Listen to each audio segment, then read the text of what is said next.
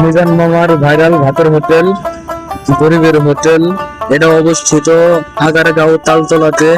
তো প্রথমবারের মতন মিজান মামার ভাতের হোটেলে পাচ্ছেন গরুর মাংস প্লাস ডিম।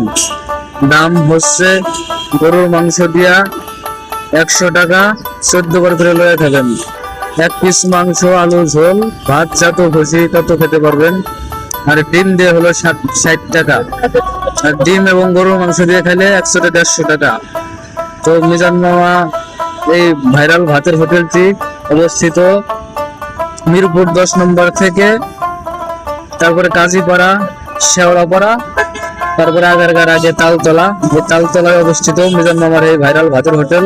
আশা করি সবাই আসবেন, ভালো লাগবে।